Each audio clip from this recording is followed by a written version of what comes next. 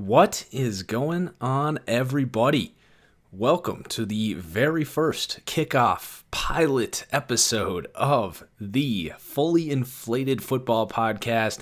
I am Marcus Whitman, that franchise guy. This is something I've really been wanting to do for some time now. I feel like we've finally reached a point where we could enter podcast territory now. This is going to be definitely an experiment with you guys. And, I don't think the podcast is going to go anywhere.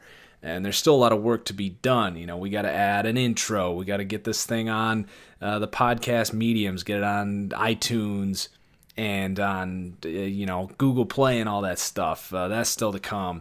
I got to get a logo, got to get different segments set up. So we're going to definitely learn as we go here, but it's going to be a fun ride. And we've definitely reached the point with you guys, the followers of Twitter, Twitch, obviously YouTube, like all this stuff. It's been great, and I'm really excited to finally kick off a podcast. And another big reason I felt like this was a good time, and I kind of teased this a little bit in my power rankings, but we've been doing these studs and duds film recaps, and about 4-5 weeks ago, the NFL just my video started getting flagged from the NFL, lost the monetization, couldn't include those film clips in my Studs and Duds weekly recap. And at that point, my Studs and Duds video was basically a podcast with some slides with graphics and stuff. And by converting this into a podcast, some of you super loyal guys that will sit there for an hour and look at the graphics that I make, you might be a little disappointed, and I'm sorry, but, I've got to make sacrifices with my time at this point. There's a lot of things that I want to get done, this podcast being one of them, and I want to keep doing Studs and Duds, but I want to increase my uptick of my rebuild content as well, among a lot of other things. This will allow me to get some extra time to pay attention to the PS4 roster and a bunch of other stuff. So what I'm saying is, when I do this as a podcast, it's going to cut my production time of that one specific video, the Studs and Duds film review, roster update recap. That's a long process to put that thing together. It turns into about an hour-long video most weeks. And, we're talking about 12, 13 hours production time. By crunching that into a podcast special episode every week, it's really going to condense that production time and allow me to open up for some other things. But starting to do a podcast now, it does open up other exciting avenues as well, opportunities to get quicker reactions out to some stuff and maybe have a show on like Tuesday or something. And that's where you guys are going to come in, because I am going to need plenty of feedback on this stuff. And I'm sorry if I'm a little more quiet right now. I'm recording this at like 12:30 in the morning. Don't want to be too loud and keep those roommates up. They can probably hear me anyway, but they're going to have to suffer through it. So as far as this episode is concerned, it's basically just going to be the Studs and Duds video. And we're going to pretty much get right into it here. I mean, normally I think in these podcasts, we're going to want to react to some news. Obviously, we just had the trade deadline, big trades moving. Basically, a bunch of teams just hit the randomize button. The NBA trade deadline action has made its way into the NFL. And, we talked about what the specific impacts of those trades were. One thing that I kind of left out that I want to mention is it's interesting now because teams have, like the Philadelphia Eagles, and what we're seeing with the Rams now, there's this new mentality shift of kind of going all in, especially when you've got that quarterback on the young rookie deal where it opens so much cap space. And just this mindset, and it's a total copycat league. You hear that all the time. It applies to play calling, to the way front offices run, and we're seeing that here. The Eagles had so much success with it last year. The Rams have had a good run with it right now. It really all started with Seattle with Russell Wilson when he was on that cheap deal, and they were able to really bring in a ton of talent there. Haven't done a podcast, forgot to remember to breathe here. we're not going to chop this up. But we're definitely seeing the effects of that mentality shift amidst front offices in the NFL, and you're seeing more trades, and it's really exciting. And that's a big reason I was also so critical of a team like Green Bay, who, frankly, I think is in a window, but they're sticking to their old school ways, and it's really been something that's cost that team a lot, is to not get into free agency and not adjust the offense to the modern NFL and the more quick hitting, short passing game. They have basically been the same organization for the last 10 years. And that is why I was so hard on Green Bay in that video I released. So, I don't think we really have a whole lot to talk about. The Thursday Night Football game just happened. I picked Oakland to win that game. I thought that we might get the kid's name, and my God, I can't even think of his name right now. I mean, we didn't even really know who this guy was until about 20 minutes before kickoff. 49ers fans were familiar with him. What's the kid's name? Mullins. Yeah, whatever Mullins. Obviously, I'm going to have to dive into the film a little more, and I'll react later in next week if I think this kid's legit. But with Kyle Shanahan, he does a great job of making those quarterbacks look good, paired with playing the Raiders defense that, at least as of about 2 weeks ago, was the statistically worst defense in the NFL in terms of points per game or points per play. So more of that. The problem's continuing for Oakland. They're going to have some serious draft capital when you look at their own picks plus the Bears and the Cowboys. So that's going to kind of be the end of the rehashing some news and stuff around the league. And we're going to move into the studs and duds segment here, what you guys have been waiting for.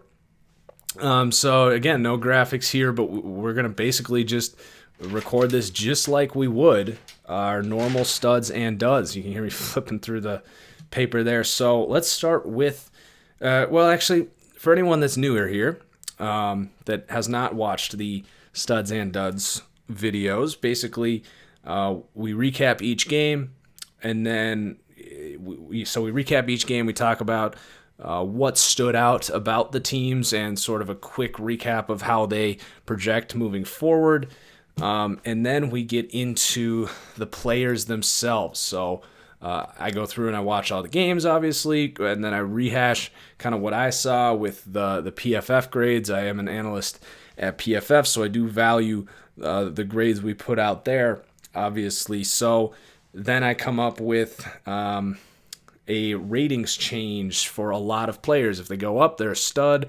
If they go down, they're a dud. And then you'll hear my Madden rating, which most of you guys know. I have a popular custom roster for Madden. So whether you like Madden or not, it doesn't really matter. That rating or grade or whatever you want to call it, that is just how I value the player, how good I think they are. So whether you're using the guy in the video game or you're looking at this as my sort of web of rankings for the players in the NFL, it's a really good picture, and you can kind of see how guys stack up with one another, whose stock is rising, whose stock is falling. We're going to have to figure out how to breathe while we're doing these podcasts. So let's get into it here, starting with the Thursday night football game. This was actually a pretty entertaining game considering it was not a great matchup, but you had a really exciting night for Houston specifically. Deshaun Watson is back. Like, he looked really exciting. Obviously, DeAndre Hopkins is fantastic, but Miami, not a whole lot to be excited about. The defense is going to struggle when Brock Osweiler's on the other side of the ball, and you just got to do too much with that defense. I think Miami's defense is still all right. Xavier Howard is getting a lot of hype on that defense. Not Ryan Fitzpatrick. Minkah Fitzpatrick had, I thought, a really good game in this one. So there's still reasons to be optimistic for Miami. Thing is, you just got that quarterback situation that's just a huge question mark. And then Houston, we've already talked a lot about them this week, especially in the power rankings, biggest risers of the week. they're definitely looking really legit, and they're the front runners in the AFC South. They go and get Demaryius Thomas. Now they got to go into Denver, and that's going to be a real test. I mean, beating Miami at home is one thing, but to go into Mile High against Von Miller and Bradley Chubb, who's playing well, to try and overcome Houston's weakness of that offensive line and get that win, that'll be a big teller for Houston, especially with Indianapolis kind of creeping up on them. So let's pivot to the players in this game. We've got 4 studs and duds. And Devontae Parker, we lowered him, I think it was last week. And there's actually been a pretty decent run of players in these studs and duds videos, just me lowering guys, and then they bounce back the next week. So, players can just start asking me to lower them, so they will go up the next week, I guess. But Devontae Parker, we lowered him 2 from 74 to a 72. He's going to go up 1 this week, just kind of returning to relevance, basically. He wasn't even really playing, but Miami has some injuries, and they're basically forced to go to Devontae Parker, who they clearly are ready to move on from. But, Parker was making a case here that Miami should probably get him more involved. We know he's a high upside player, just kind of composure or consistency issues, all that. Obviously, he got lucky with the one play that just kind of fell into his lap, but he was doing a lot of things and was a focal point for this offense. So keeping an eye on Devontae Parker here. And then we got Raekwon McMillan for the Dolphins. He's been playing very well. Second-round pick out of Ohio State last year. Super athlete, just continuing to grow in Miami. Stood out for me. And then Robert Quinn, who he went up actually earlier in the year. If you can remember, it feels like forever ago at this point, but Miami started 3-0. And that defense was a big reason why, and Robert Quinn was a big reason why. So he actually started with, I wrote it down here, he had 5 hurries through 2 games. So he started the season on pace for like 40 hurries. Well, after 5 hurries through 2 games, now he has 6 hurries through 7. Really not popping off the film, and he seems to be slowing down, and that's been a problem for him, is consistency. So Robert Quinn seems to be regressing back towards that, I guess, number 2 edge rusher, as opposed to being kind of that low-end number 1 that he once was, and looked like he might have been getting back there to start the year, but it's just not happening for him. And then the last guy here is Xavier Howard, the corner. We mentioned him. Now, the one thing I will say, despite the fact that he is going to go up 1 here, he has had a very inconsistent season. He'll have one really good half like he had against DeAndre Hopkins here. That's why he's going to go up. Just having one good half against that player is impressive. But there's a lot of people that are out there on Twitter saying Xavier Howard's a top 10 lockdown corner. And I get it. He had a really good game against Brandon Cooks against New England last year in prime time. But, for me, to be a lockdown corner, you got to be able to show up when you play the Jets, when you play the Bills. Like he just kind of is super inconsistent at this point. So I just need to see more from him before I'm ready to consider him even a true number 1, let alone a top 10 lockdown guy. So I'm definitely lower on Xavier Howard, but he's a nice player. Don't get me wrong. His stock is definitely trending up. I'm just not quite there with a lot of people right now.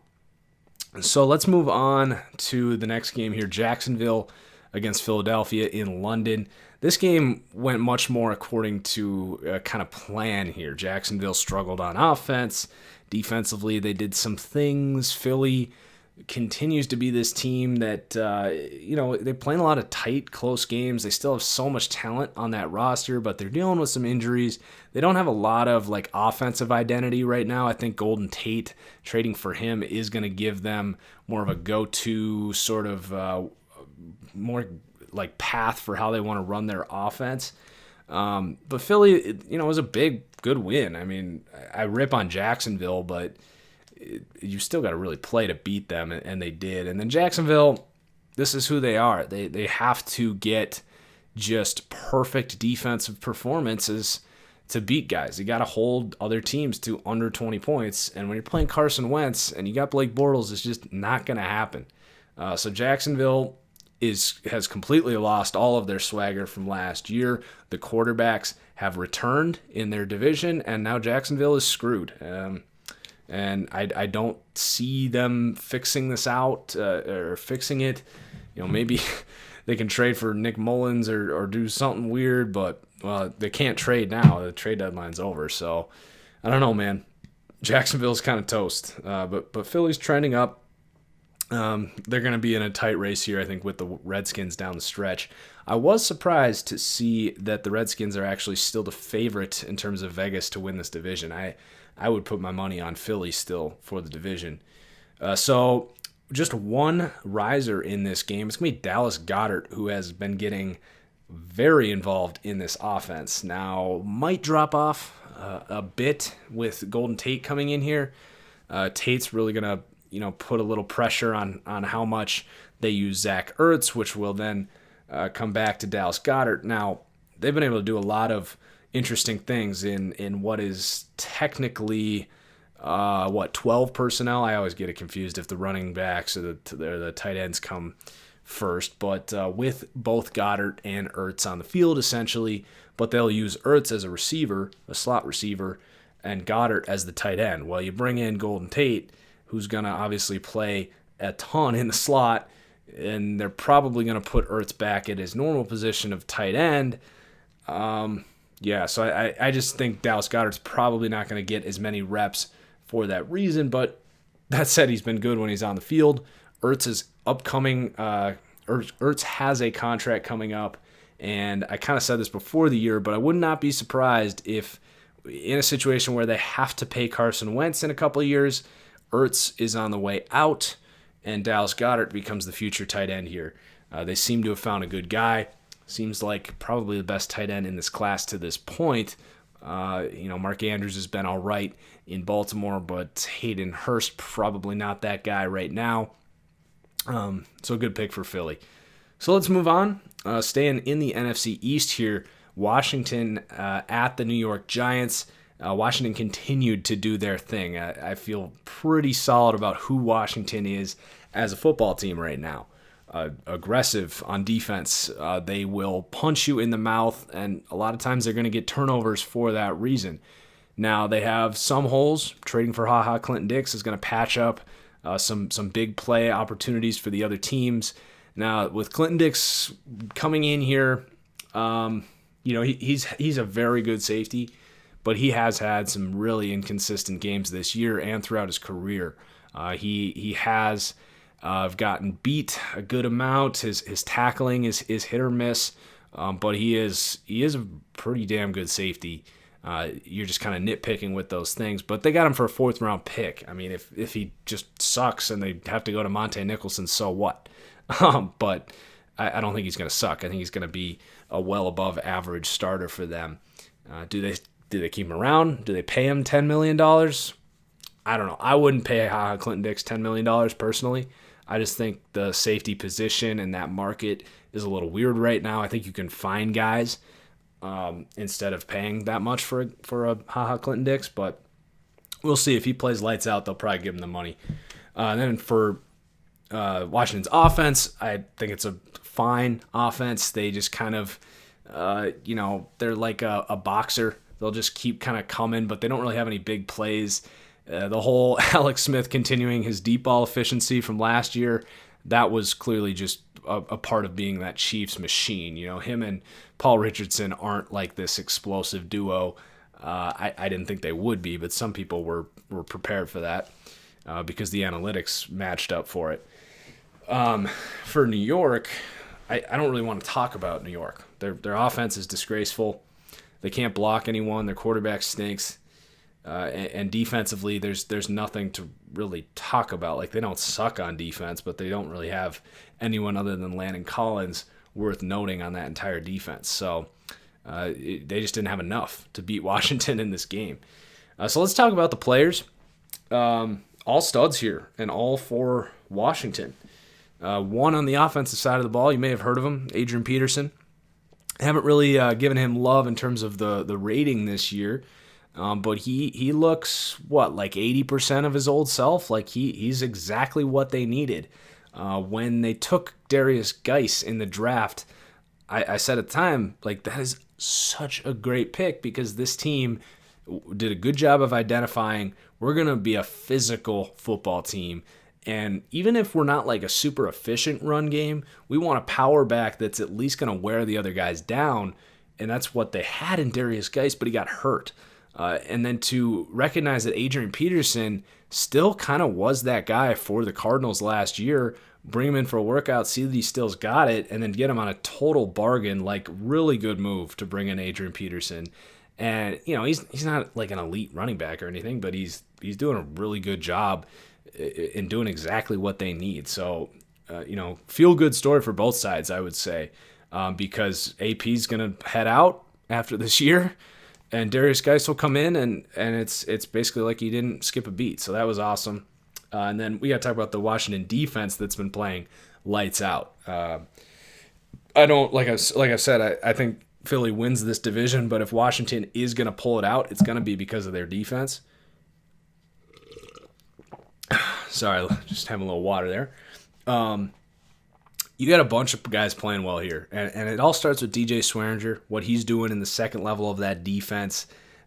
Just an instinctive player, man, and he'll hit you. He'll play run defense. He's just improved his coverage so much in the last 2 years. He bounced around early because he was super undisciplined, but all of a sudden something clicked, and he's one of the best safeties in the NFL, probably the best safety in the NFL this season. Yeah, so DJ Swearinger is going to get another +1 this week. He went up 2 last week, so we're starting to catch up with DJ Swearinger. He's been playing really well for about 20 games now. I've probably been a little too low on him, to be honest. And then Mason Foster, the middle linebacker. I don't think he's an extremely good player, but he has been playing well lately. You know, he kind of falls, for me at least, into that Blake Martinez, Preston Brown kind of archetype, kind of a stiff linebacker, but a guy that can make some nice tackles, get off blocks, play in between the trenches. He's a good fit for what they're trying to do. And then Zach Brown, +1 here. And I've been a little critical of Zach Brown. You see a guy get thrown around the league and just have a bunch of small contracts. Tennessee lets him go. Buffalo lets him go. Really good run defender, leads the NFL in tackles in Buffalo, I believe. And you guys know what I think about tackles. I think it's the most overrated stat in football. But his coverage grades were just garbage. And up to that point, he wasn't getting paid. No one wanted him. I heard reports the coaches, they'll tell him to do this and he'll just do completely something else. Well, this year, he got a $40 million contract extension. He came on hard at the end of last year. His coverage was getting better, and sure enough, this year, his coverage grades by PFF are just off the charts compared to what he's done. So Zach Brown really coming around on him, really coming around on DJ Swearinger, and credit the Redskins for finding 2 freak athlete, instinctive playmakers on the defensive side of the ball that other teams just didn't want. And, it sounds easier said than done to just kind of take a chance on these freak athletes, but to bring them in and then develop them and get them to work well with this culture and this aggressive defense. And I don't know exactly who you credit for that, but regardless, good job on Washington to bring in arguably the 2 best players on your team for cheap contracts at a time. They're making more money now, obviously, but to acquire these guys for so cheap is really good interior NFL scouting and player development on Washington's behalf. Just wanted to give them credit for that because I feel like this is not an organization that gets credit with the New Englands and Green Bays of the world for having that good sort of, I know these aren't draft picks, but the draft and develop philosophy. Just a little credit to Washington there. And then Preston Smith has 14 hurries in 3 weeks and definitely deserves a boost here. So Preston Smith is going to go from 74 to a 75. Zach Brown, by the way, an 80 to an 81. Mason Foster, 73 to a 74. AP 78 to a 79. DJ Swearinger 82 to an 83. I couldn't remember if I said those as I went. So let's move on to Baltimore at Carolina. This was what was probably a less exciting game than it could have been. It looked like a really good game on paper, but I didn't really enjoy watching this game, to be honest. I just don't really like watching Baltimore in general. With all of the exciting offenses in the NFL right now, I don't really get a huge kick out of watching a bunch of two tight end sets. And Joe Flacco right now. Carolina's exciting, though, and Carolina played really good in this game, both offensively and defensively. They have really found their identity on offense with Norv Turner here. A lot of quick-hitting stuff. They're really getting Curtis Samuel more involved here. They have perfected the role here with Christian McCaffrey, and Cam Newton has been very efficient this year. And then defensively, they have their holes, but Eric Reed's playing well. They brought him in. You got the rookie Jackson at corner. So they're shoring up that secondary a little bit. And Carolina's definitely, I think, a wild card team in the NFC. I think they're a little overhyped right now. I don't think their wins have been statement wins. I know they beat Philly and Baltimore the last couple weeks. Like I said, the Philly win to me was escaping at the end. They didn't really dominate Philly, who hasn't been really a true top 10 team this year anyway, and Baltimore I'm a little lower on as well. So I think it's a really good win for Carolina yet again. Baltimore I just think sucks on the road. I mean, this is a team that lost in Cleveland a few weeks ago. So I'll have a sip of water here, and then we'll talk about the players in a sec. Willie Snead is going to go down here for Baltimore. Really struggled last week against New Orleans, struggled again here. He's going to be, I think, kind of phased out here. They're bringing Ty Montgomery. I think they're going to use Ty more as a running back for sure, but I just don't think they really want to get the ball to Willie Snead a whole lot right now. He had a bunch of bad drops in that New Orleans game. And then we got Kyle Love, veteran D tackle for Carolina, but his reps have really gone up, and he's been that nose defending, the defending nose tackle in there, rotating with Poe and Mr. Wow, can't believe I just spaced on his name. The superstar defensive tackle for Carolina. Let's just keep talking. You guys know who I'm talking about. It's 12:51 in the morning here. A couple names might escape my grasp here. K1 Short. There we go. Got it. All right. So Kyle Love's going to go from a 69 to a 70. Nothing crazy, but a good defending nose tackle in the rotation there. And then Dante Jackson, we mentioned him, the rookie out of LSU, I believe. Freak athlete, a little undersized, I guess, but I mean, he's 5'10", it's fine. Might even be 5'11", but super athletic guy. He's able to run with anyone. So he had another good game this week. He played pretty well in this one. I didn't exactly follow, but I'm assuming they had him trailing John Brown a good amount of the game. John Brown has been really the only guy that Baltimore has been able to consistently get the ball to down the field. So that definitely played a factor in this game. And then Chris Clark, he's a veteran offensive tackle. He's going to go +3 from a 65 to a 68 this week.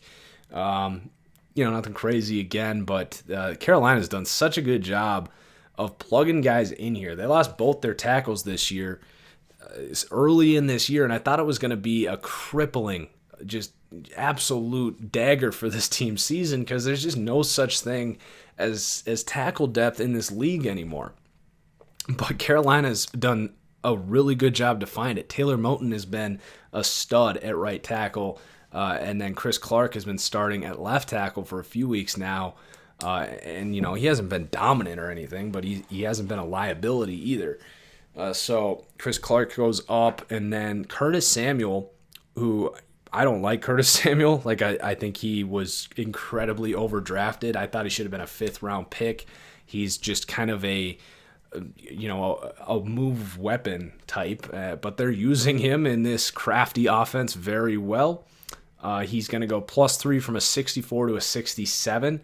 I still need to see more from like him as an actual receiver before I am ready to like say I was wrong on him or anything, but they're at least using him and he's getting on the field and he's making some nice plays. A really good player with the ball in his hand for sure, but that was never really a question.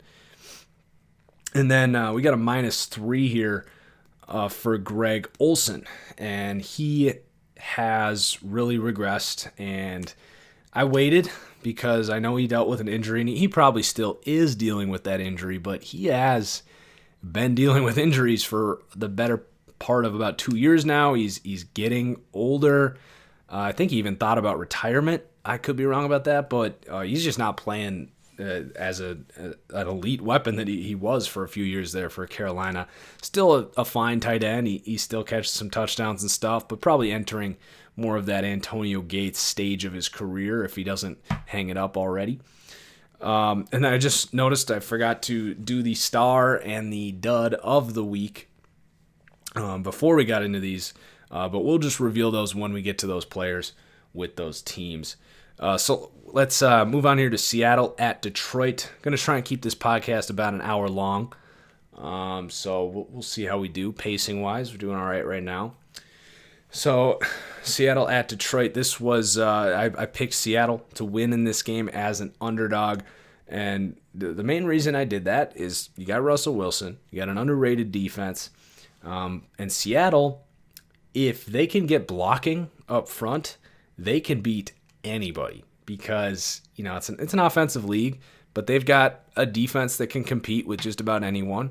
And they got a quarterback that's going to make some big-time plays, and they run the ball pretty well, all things considered.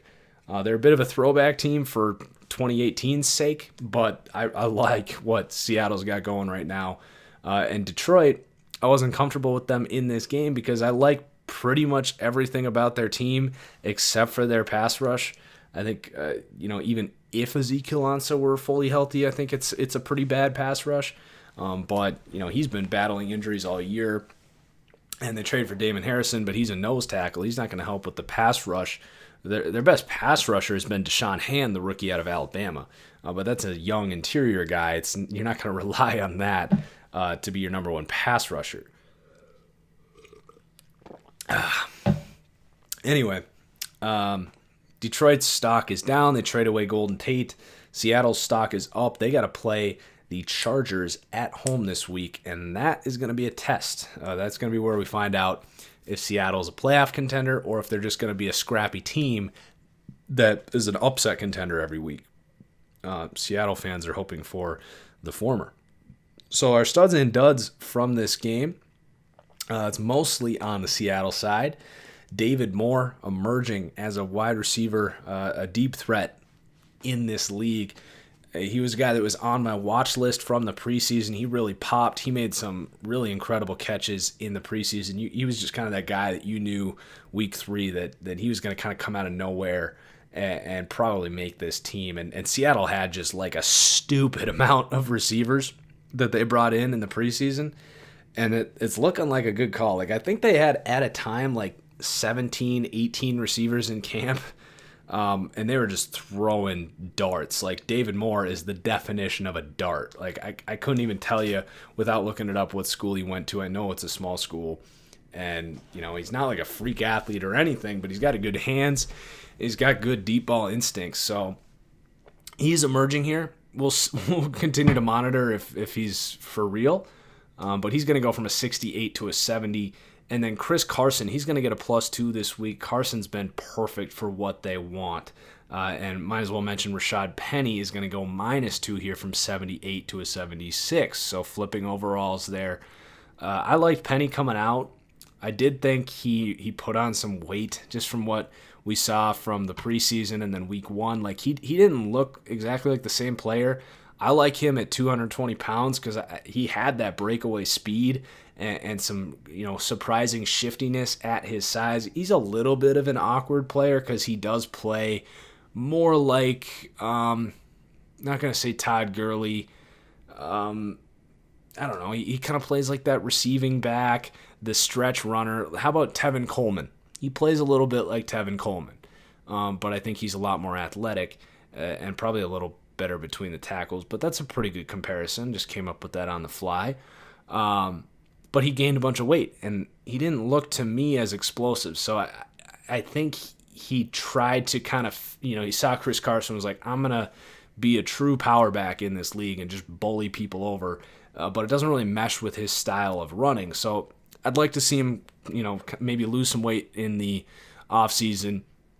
If you're a fantasy football player, you start to hear those reports, that's a player I would be very intrigued by, Rashad Penny, if he were to lose weight. But as far as Chris Carson is concerned, the dude just runs so hard. Like, he still runs as if he has a first-round pick breathing down his neck for his job. Like, he is a badass on the football field, and he's the perfect fit for Seattle. Like, they definitely want him out there because they know that they're not going to, out-finesse anybody.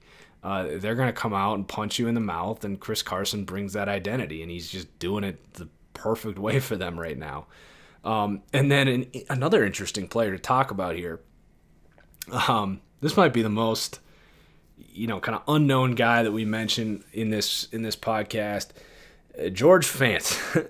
This is interesting. So he was, you can correct me if I'm wrong on this, Seattle, but he was the starting right tackle 2 years ago, and then he tore his ACL and missed last season. I believe my timeline is correct there.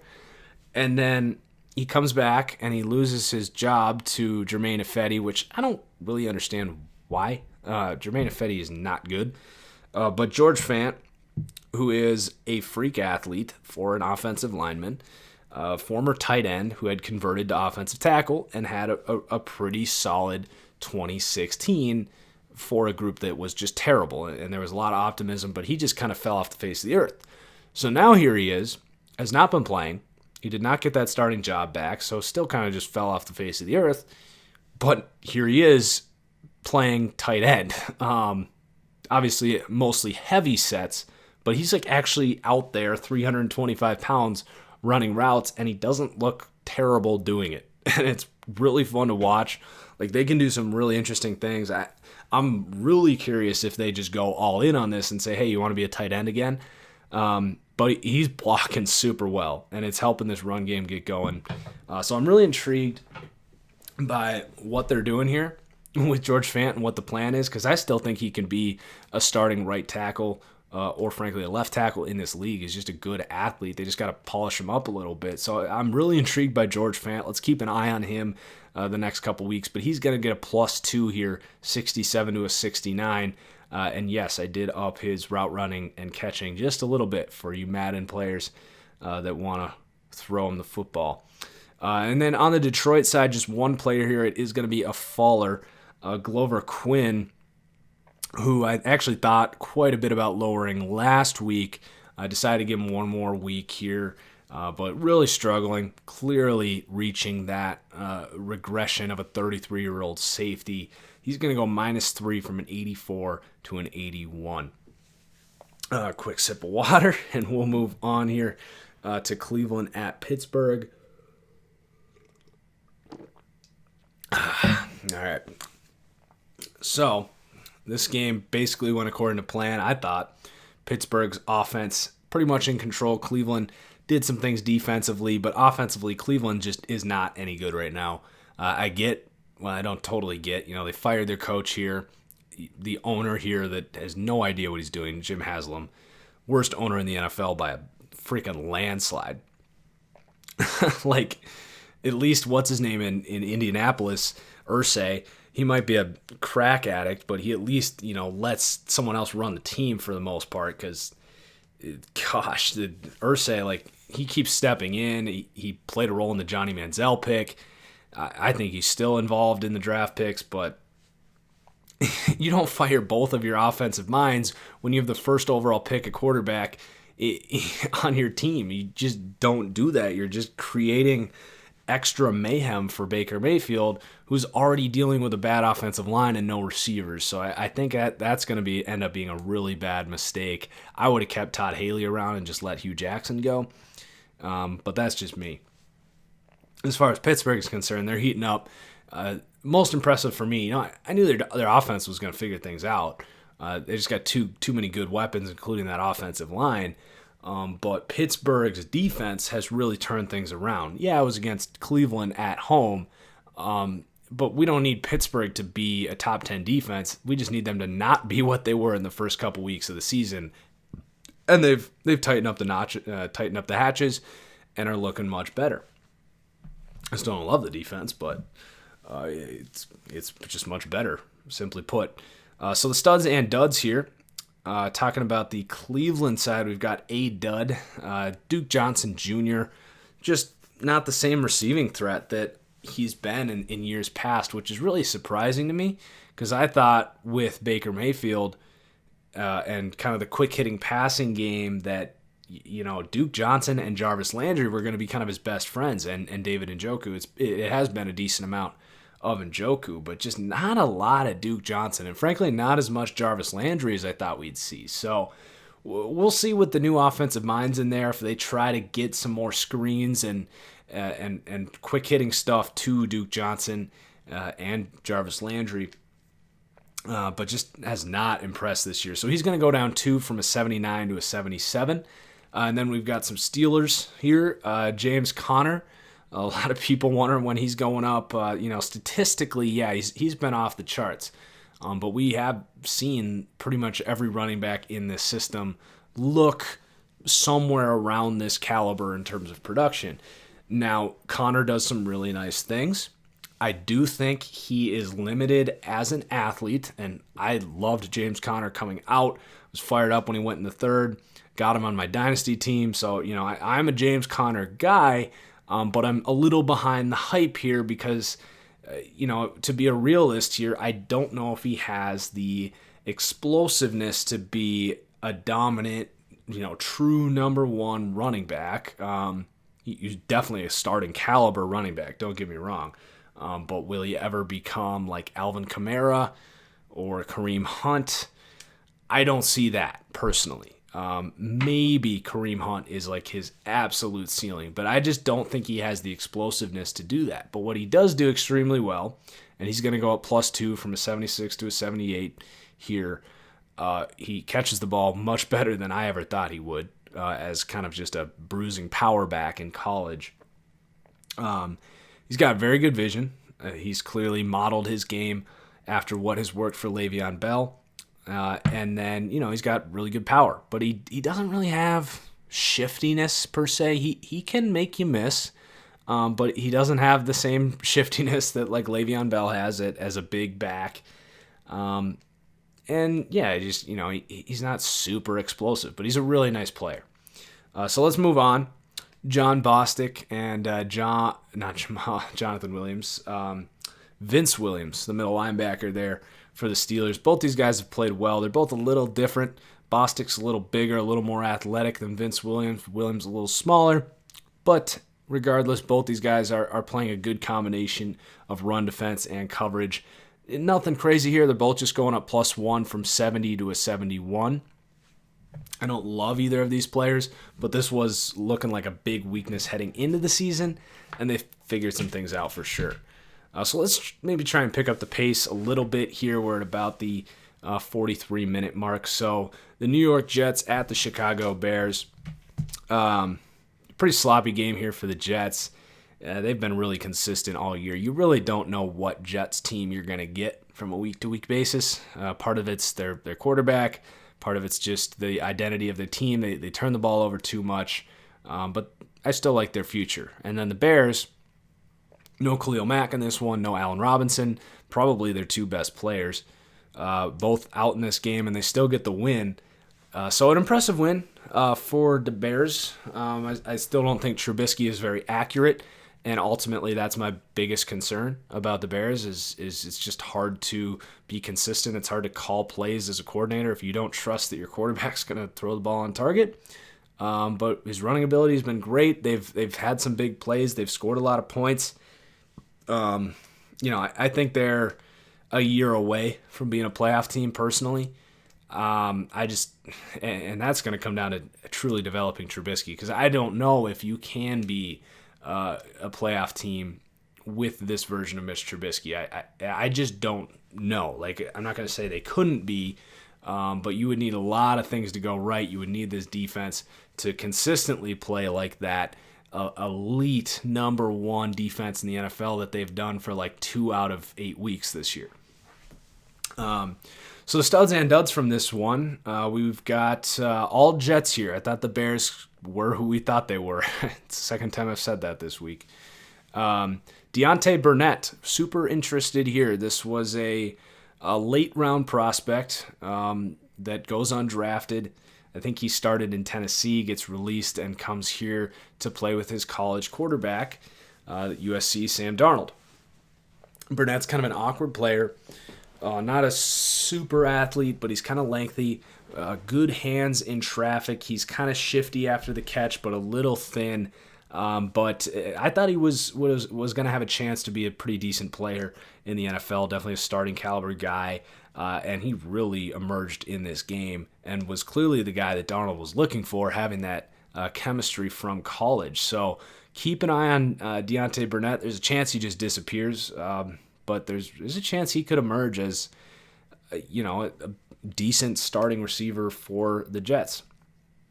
And then we got Marcus May has been just killing it. He came back from injury after a few weeks starting into the year and has been great. A lot of Jets fans told me I was sleeping on him to start the year. It looks like they were right. I don't think he was this good last year, though.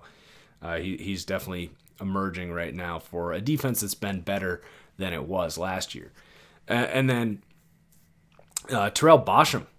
A lot of kind of talking about players that were let go and then brought back and are not brought back, but brought in on another team and kind of breaking out. Terrell Basham was, I think, a third-round pick for the old Colts regime. Was a bit of a bust, if you will, but a pretty athletic guy. I think out of Ohio, an edge rusher, coming in here playing outside linebacker for the Jets. And, nothing crazy, but looked pretty good in this game. They're really just kind of rotating these edges and trying guys out as Jordan Jenkins here. Basham, by the way, +3 from 64 to a 67. And then Marcus May, +2 from a 71 to a 73. Deontay Burnett, +4 from a 64 to a 68. And then Jordan Jenkins is going to go down here. Nothing crazy, but just, not really producing on the edge. 72 to a 70. All right, more water. My throat's not ready for this straight 60-minute recording here. Told you guys this was going to be a learn-as-we-go process, but I wanted to get this up without editing it. So, Denver at Kansas City, pretty much according to plan here, right? Kansas City, they're going to put up 30 points almost every week. Denver's not a team that's going to go into Kansas City and put those up. Like, they played decent on defense, but Case Keenum's got his flaws. You're just not going to keep pace with Kansas City. And it was a good, close game. Like the defense kept him in it. Philip Lindsay made some nice plays to keep this team in it, but just wasn't enough for Kansas City, who's explosive on offense and starting to play a little better on defense. So the studs and duds from this one, Philip Lindsay, we just mentioned him. He's going to go +2. Like, he's legit. He reminds me a lot of Dion Lewis, but he might even have more burst than Dion Lewis. So we'll see if he keeps going up or if he kind of sits in this 76 range or so. At worst, he's going to be like, a really good third down back, like a Tariq Cohen, I think, is another decent example. But he runs between the tackles pretty well, and he's kind of made the other running backs here pretty freaking expendable. And Philip Lindsay's the type of guy that I would love to see emerge as a star running back. I don't think it's going to happen, but he does have really elite burst and breakaway speed. And he doesn't always get a chance to show that, but when you got an elite asset like that, you've got a chance. I do think there's more likely than not he's just too small, but I'm a big Philip Lindsay fan. And then D Ford continuing to go up. He gets a +2 this week from 76 to a 78. Philip Lindsay, by the way, 74 to a 76. Can't remember if I said that. But D Ford, he's returned. Like, his grades are off the charts. He's getting 4 or 5 pressures every week. He's on pace for over 50 pressures this year, way more than he ever was, even back when I consider him almost a low-end number 1 pass rusher. D Ford about to get that money. That's all I'm going to say. A pass rusher playing at this level, that's worth about $14-15 million, and I think this is the last year of his deal. Be careful paying this guy. He's a guy that had 2 really bad years, and then in a contract year just decides to show up. Like, I'd be a little careful with that. You could really get stuck with a bad contract. Reminds me a little bit of Olivier Vernon. I think he's a good player, but I wouldn't pay him that much, personally. And then Reggie Ragland and Anthony Hitchens, both were 76, are going to go down 2 to a 74. The Kansas City's had their struggles on defense, and that linebacking core is a big reason why. I don't think the Anthony Hitchens signing was ever a good move. Dallas needed a linebacker. Clearly, they drafted one in the first round, but Anthony Hitchens, they decided was not their guy.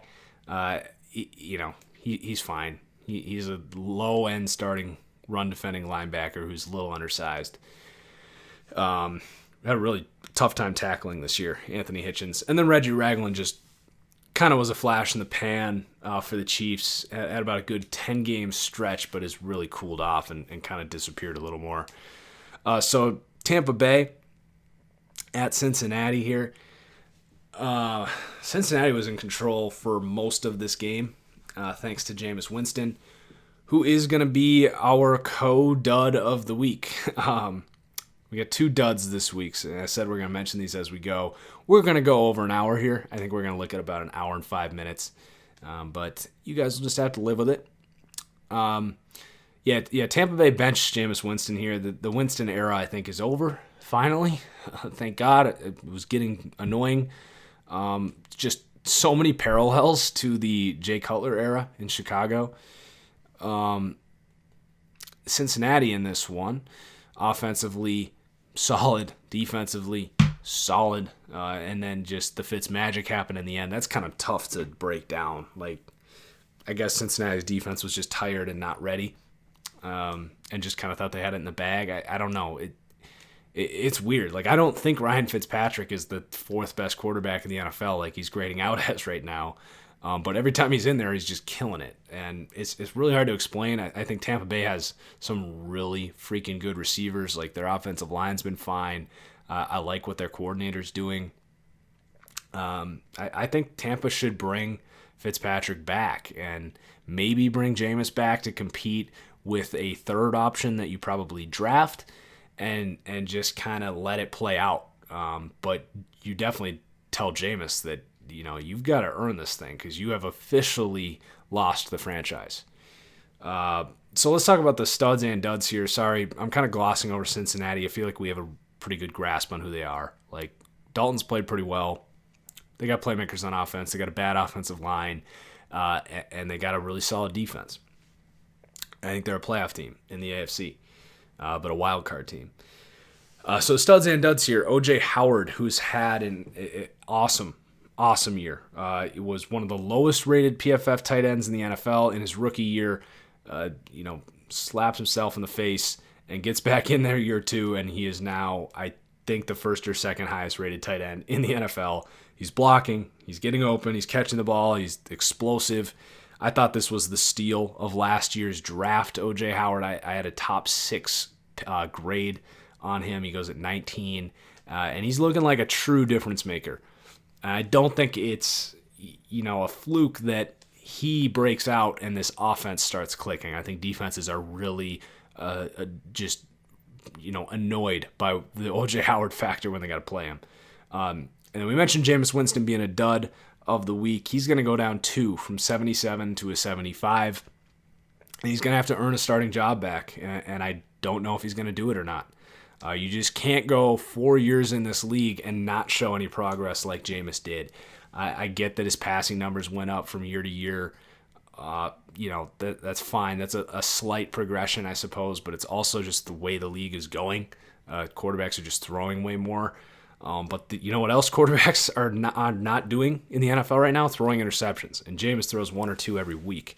It's just not acceptable right now. This isn't 95 where if you threw 2 picks, the other team was probably going to throw 2 as well.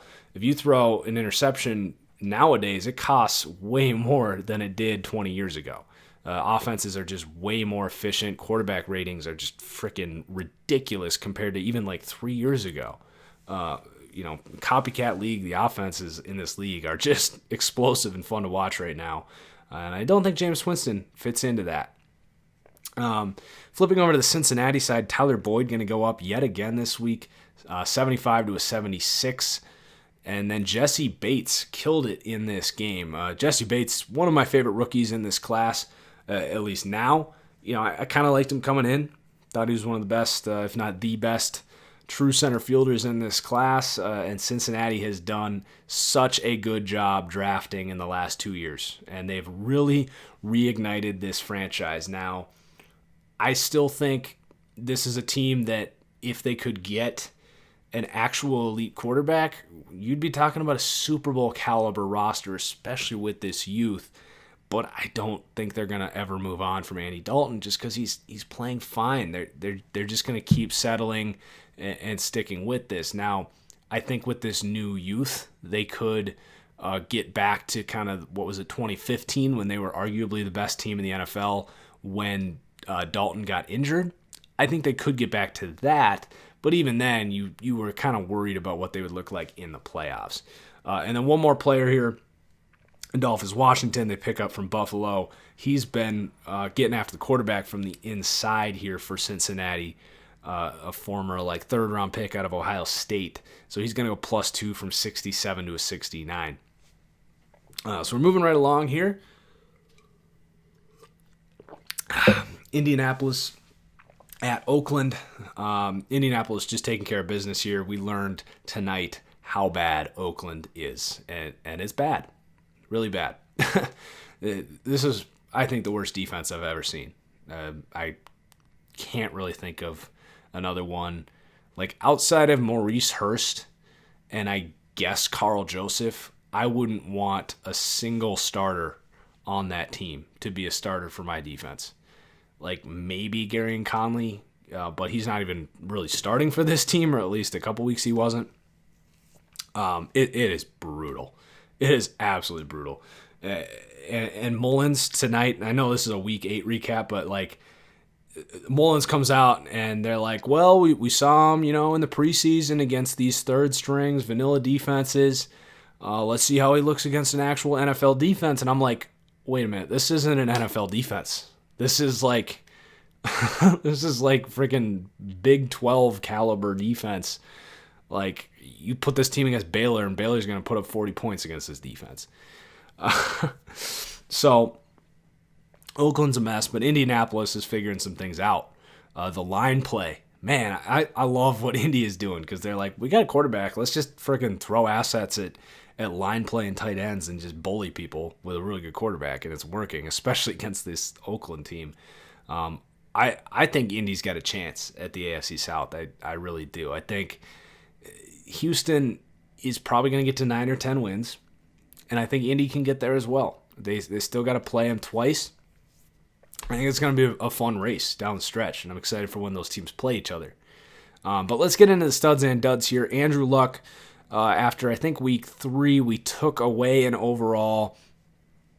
I'd kind of kept him at this 90 overall mark is kind of where I view Luck pre-injury sort of. So I kind of kept him there. He comes out, was a little slower to start, and I was like, okay, maybe this thing is affecting him. But then it just clicked, and he has been incredible. He's having probably the best year of his career right now, at least statistically. I think his grades are on pace to be the second best year of his career. But Andrew Luck is back, and the Colts are very happy about that. So +1 for Andrew Luck. And then Nyheim Hines is going to get a +1 here. I'm not the biggest Nyheim Hines guy here, but he played well in this game. He's played well in stretches this year. I think he deserved that 70 mark. And then Mark Glowinski, this is an unknown offensive lineman that went up, I think, last week.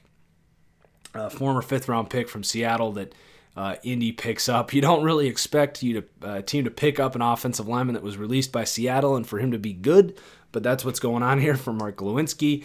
He's helped by Quentin Nelson, really emerging here. Quentin Nelson's going to get a +1, 82 up to an 83. I think he won Offensive Rookie of the Month, like the first offensive lineman in a long time to do that. So Quentin Nelson, who we had lowered earlier this year because he did get off to a slower start, but as the Colts have rattled off some wins here, you can tell that offensive line is just mauling dudes, and a lot of that's thanks to Quentin Nelson. And then we got Mo Alley Cox, former basketball player, and he's been incredible. Just kind of came out of nowhere. I knew he was on this team's like practice squad, but I just assumed, they've had Eric Swope in there. They've tried out these basketball players. It just hasn't really worked. I feel like they've had other basketball players as well. But Mo Alley Cox is just taking over right now slowly. Although not that slowly. He had more reps than Eric Ebron this week, unless Ebron got hurt and I missed that. But Mo Alley Cox had a huge catch in this game. He's graded out well as a blocker the last few weeks. He clearly is a great athlete and is a receiving threat, but the fact that he's blocking is huge for him. So Mo Alley Cox, he goes from 67 to a 69. He's now gone up +5 in I think 2 or 3 weeks. So keep watching him. And then Darius Leonard is going to get another +1. We're talking about probably the defensive rookie of the year right now. There's a couple defensive backs. Derwin James, Denzel Ward have played really well this year. But Darius Leonard has just been a monster and a really good draft for this Colts team, it's looking like, as we got Quentin Nelson, Darius Leonard, and then Braden Smith. Not moving here, but a second-round guard, a really athletic guy out of Auburn that they're starting at right tackle, and he's looking like he might be the right tackle of their future. So looking like a really good draft for the Colts. So let's keep moving. We got 4 games left here. Green Bay at the Rams. I thought Green Bay was going to play competitive in this game and then fall short. That's exactly what happened. Could certainly make the argument that they win that game if Ty Montgomery doesn't fumble. I know I would take the Packers' side. If Rodgers is fielding the ball with 2 minutes to go and a timeout, I think I would take, and just needing a field goal, I think I would take the Aaron Rodgers side of that deal 10 times out of 10. But the Green Bay decides that they want to trade away Clinton Dix. I guess I sort of understand, although not really, because he probably would have fetched a third-round compensatory pick anyway. But he did not play well in this game. I'll say that much about Clinton Dix. But Green Bay as a team played really well. They almost beat the Rams. So I think stock up for Green Bay. For the Rams, they just keep finding ways to win. And, are they the best team in football? Probably. I don't love this defense. I think they've got a ton of holes that are being disguised by Aaron Donald making clutch plays, which he'll continue to do for sure. But they're also helped by the fact that this offense can score 30 points every week. So they're a damn good football team. But I still feel like I look at the teams like the Saints that they play this week, and we'll see this matchup play out. But I look at the Saints, and I feel like they have a more well-rounded defense and an offense that has Drew Brees instead of Jared Goff. Goff's played lights out, but you get a pressure on him like we saw with Green Bay, especially in the first half, and Jared Goff can't really make plays for himself. He needs the protection. He needs his receivers to get open and make nice catches. Now, Goff can throw those receivers open. He's proved to have an extraordinary arm this year. But anyway, I thought this was a hell of a game. I think both these teams are really good playoff teams. Green Bay just has a lot to figure out, and they have their problems. They just got to figure them out and get in. But I don't think anyone wants to play Green Bay in the playoffs. I can tell you that much. So studs and duds from this game. Marquez Valdez-Scantling is going to get a +1 from a 68 to a 69. He's been kind of hit or miss for me this year, but he did look pretty good in this game. And it also kind of speaks to the fact that he seems to have beat out Geronimo Allison at this point, who was healthy but got out-snapped and out-produced by Valdez-Scantling. And then Jimmy Graham is going to go down 2 here, 83 to an 81. He hasn't necessarily been a bust here for Green Bay, but he definitely hasn't been a very explosive weapon for them. You know, he can catch the ball in traffic, but he has regressed a little bit as a blocker. Seattle had him blocking pretty well, but Green Bay, you know, he's not doing a great job blocking here. You know, he's fine, but probably overpaid at this point. Not really worth $10 million, in my opinion. And then Tramon Williams has really dropped off the last few weeks. Hasn't really been great all year, but, you know, had a kind of a renaissance last year in Arizona. It's not continuing here in Green Bay. You know, he's not terrible, but a -3 for Tramon Williams, 77 to a 74.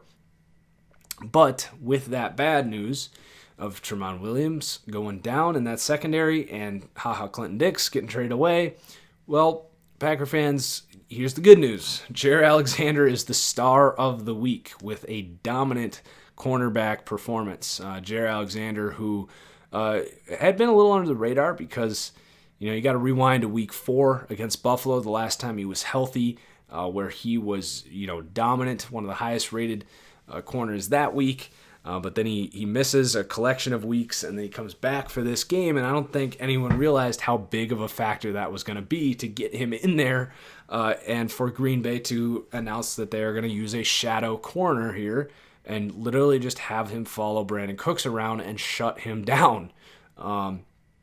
Was all over Brandon Cooks, a player that has his holes, but running stride for stride with him all game is not something many corners can do. And, you know, Jaire Alexander is 5th among outside corners in the NFL right now, according to PFF, of guys that have played 20% or more of his team's snaps. So, I mean, Jaire Alexander has been just locked down and an absolute steal for Green Bay right now. And high praise this week from Bill Belichick. Said that Jaire Alexander was one of the top players on their board, and they were bummed that they couldn't get him. So Green Bay has had a really hard time drafting players in the secondary and just getting players in the secondary in general. Seems to have found a bit of a star or a sleeper, whatever you want to call it here. And they also picked up a first-round pick to move down and get him. So that seems like a really good move by the GM that just, I think, made a terrible move trading away Clinton Dix. But then a couple more risers here. Austin Blythe, the under-the-radar unknown guard for the Rams that they picked up from Indy, who's been one of the highest-rated guards in the NFL this year. So he's been killing it. They just released Jamon Brown, who was, I think a lot of teams wanted Jamon Brown, but I think the Giants got him. He was their starting guard last year. He's fine. I don't know why you released that player personally, but Blythe is clearly the future at guard here. He's going to get a nice contract, probably by the Rams, I would think. And then Todd Gurley is going to get a +1 here, 91 to a 92. And, you know, he took over in the receiving game. And I had him as a good receiver, or a good receiving back rather, but he made some catches, ran some routes in this game that's like, man, he's an elite freaking weapon, and he's so explosive, and he's in the perfect situation. But I'm getting closer to me saying Todd Gurley is the best running back in the NFL. You know, with David Johnson kind of dropping off and Le'Veon Bell not playing, and Dallas kind of disappearing, that's definitely helped. But Todd Gurley right now is the most productive, dominant running back in the NFL. Other factors in play there, though. So let's move on here to San Francisco at Arizona. This game was garbage. I watched the end. I watched the first quarter. I had to just get through this game. I cross-referenced what I saw with the PFF grades and couldn't come up with any movement. Both these teams really just kind of stunk in both regards to where I have all their players ranked. San Francisco's offensive line did definitely impress in this game, but Arizona has not played well up front. We're going to rewatch the game against Oakland, and I think San Francisco's offensive line is going to be due some boosts. I thought about that this week, but other than that, as far as studs and duds, we got no one in this game. And I really don't feel like spending any time talking about these two teams at this point. So we're going to move on. I'm sorry, Cardinals fans and 49ers fans. Saints at Vikings here, the Sunday night game. A bit of a doozy. Minnesota kind of just gave this game away with turnovers. I was really excited, and I would love to see a rematch here because I think these teams are much more evenly matched than the final score indicated here. And we might still see it in the playoffs, and Minnesota needs to get healthy. But I do think both these teams are playoff teams in the NFC. So for the studs and duds here, we got Ryan Ramczyk, who was definitely due a +1 here. So he goes from an 84 to an 85. He's been incredible. He's been one of the highest rated tackles, I think the third rated tackle in the NFL.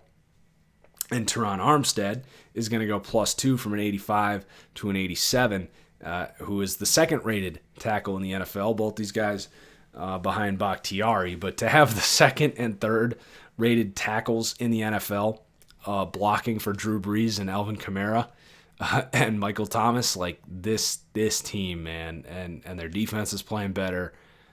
Just look out for the Saints. I think they're going to have a statement win against the Rams, and people are starting to talk about this team as the best team in the NFL. But we'll see. It's going to be a hell of a game again this week. And then David Onyemata has probably been the best, most consistent of a good group of interior guys for the Saints. But Sheldon Rankins did have a good game in this week. Granted, Minnesota's offensive line isn't any good. And then flipping over to the Minnesota side, Onyemata, by the way, 76 to a 77. Sorry, forget if I mention some of these things as we go. But Adam Thielen, he's going to get a +1 this week, 86 to an 87, just dominating. And he catches everything. He runs good routes. He's physical.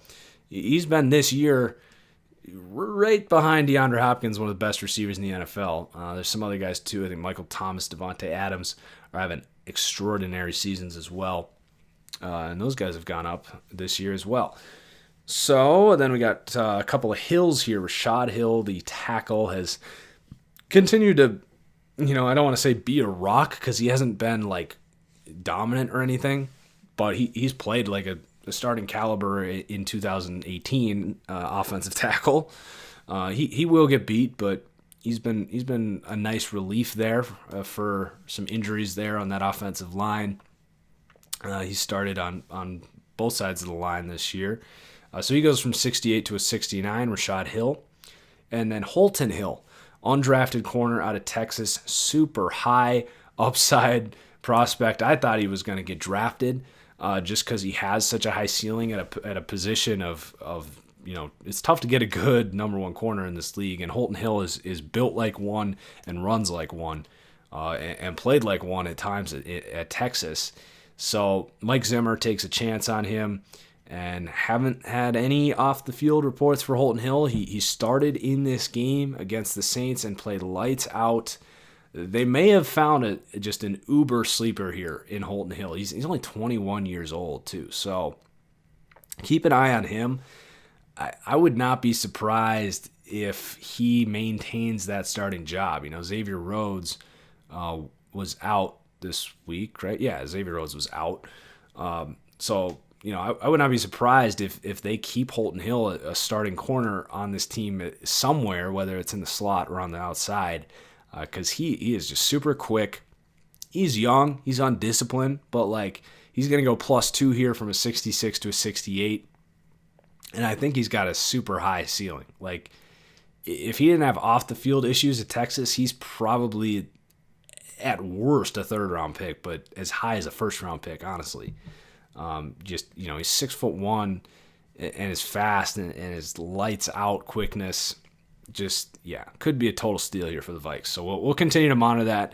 Definitely a breakout week for him in a way.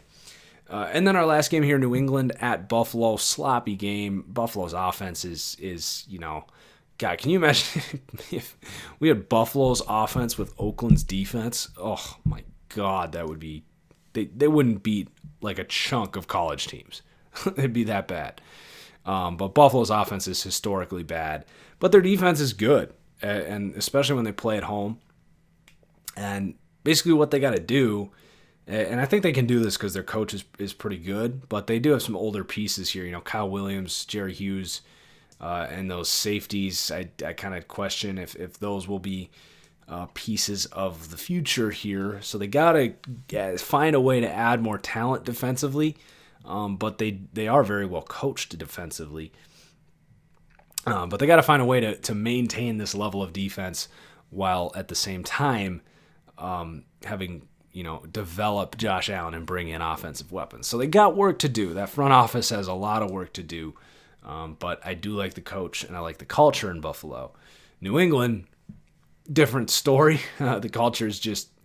Well, I guess not culture-wise, it's not a different story, but the talent-wise, it's a lot higher. You got Tom Brady. They just eventually won out in this situation. So the studs and duds here, getting a little tired here, but 3 studs and duds in this game. Josh Gordon, he's going to go -3. I had a lot of faith in him coming into the year. I don't know if I was just buying into the hype or what, but I was kind of buying in, I guess, to just him being able to figure things out. He wasn't able to do it in Cleveland. He comes to New England and he's been fine. Like, he's made a few plays, but he has not become a focal point of that offense. He's not really dominating at all. He's more of a number 2 wide receiver this year. So it's time to kind of bring him down. We hadn't lowered him at all this year, despite the trade and despite the, whatever that was in preseason, where he had to step away from the team. So it's just time to bring him down. He's not really an 84 at this point. Obviously has the potential to get back there. So maybe by the end of the year. But then we have, at the end here, we've got our other co-dud of the week. And this is a big one, like a really big one. And it's going to seem a little overdramatic. But let me preface it by saying this player we thought about lowering about 5 times this year, but he was beat up. He's a Hall of Fame player, Rob Gronkowski. I was basically waiting to see if he was going to heat up for week after week after week. But A, he's not blocking. B, he's not creating separation. And C, he has not been as good after the catch as he once was. So he's lost a step, I think. He's 29, going on 30. Still a really good tight end, don't get me wrong, but we had him rated a good gap ahead of Travis Kelce, who I think is pretty clearly a better player at this point, who blocks better, is better after the catch, and is better at getting open. And Gronk is going to come down from a 99, leaving the 99 club, -8 to a 91. So he's still going to be the second highest rated tight end in the NFL, but now a gap between him and Travis Kelce. And then the last guy in this bit of a megalodon podcast here. In the future, I want to try and get this thing down to 60 minutes, but it could just take a little learning process. But Matt Milano has been a freaking stud for Buffalo, like just killing it. And I don't know if he's going to sustain it or not. He is a little undersized, and I don't think he's like a freak athlete by any means, but clearly super instinctive, knows where the ball wants to go. He was all over the field here against Tom Brady and this quick-hitting passing game. So, we'll continue to see if he can play like this. This is a player that, we said Buffalo needs to keep getting young talent here. Matt Milano could be a guy that gives them a face for the future for this defense. So that is it. One uncut, fully inflated podcast with TFG. Follow me on Twitter, you guys, at TFG_football.